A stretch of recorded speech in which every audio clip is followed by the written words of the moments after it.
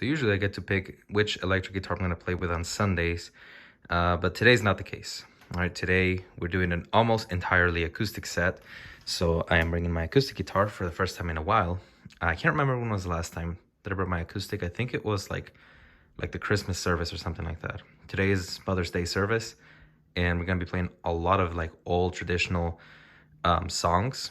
I can't say hymns because they're not hymns. They're very old traditional songs. So today we're gonna be rocking the Yamaha A1M, which I'm actually this is one of the first guitars, like actual good guitars that I bought. Just recently I got it set up. Since I make backing tracks, I use the acoustic guitar to record some acoustic rhythm parts. But today is actually going out in the field for the first time in a while.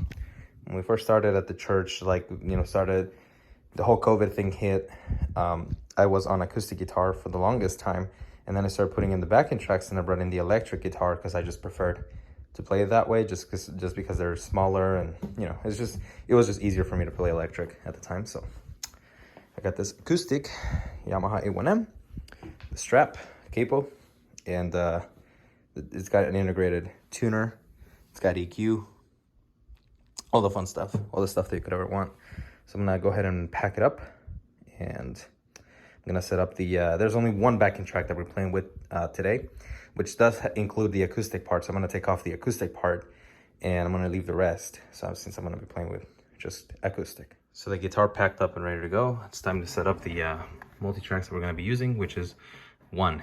Actually, we're using two, but this is like if they ask for it, but I don't know if we're actually gonna play this. So let's see, let's open up the backing track file. This is the multi-track session that I made. It's been a while, so I just can't remember when I made it. But basically, I'm gonna be muting this part, keeping the rest. So I'm gonna export the track.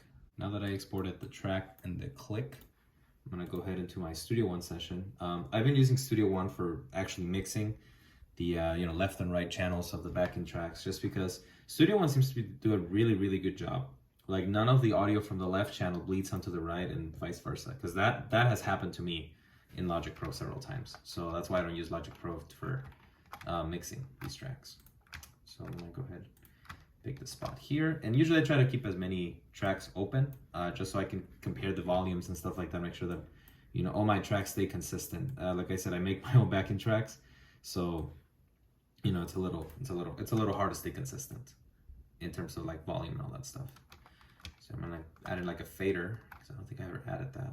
Here. And I know it's annoying having to do this, but it beats bringing your laptop every time.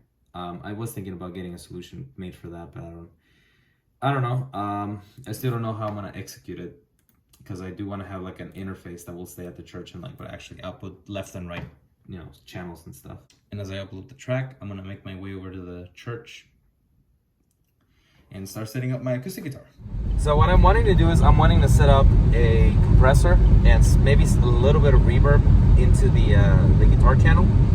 Usually I bring my Pod Go, and my Pod Go's got everything in it, but I lend it to a friend and he still hasn't given it back to me, which is fine because he's like playing around with it a little. He's trying to figure it out, if it's maybe something that he might want to get. I have a suspicion that it is something that he might want to get.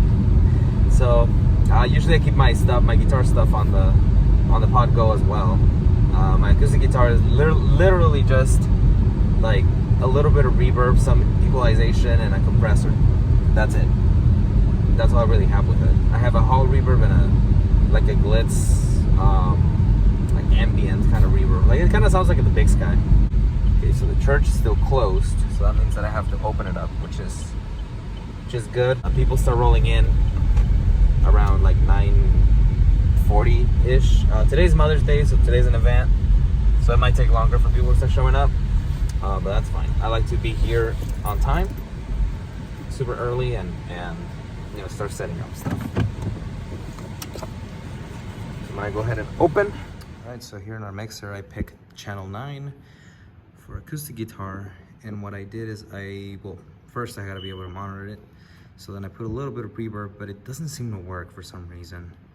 But that's fine. I think it's because it's an inter channel, so that might be why.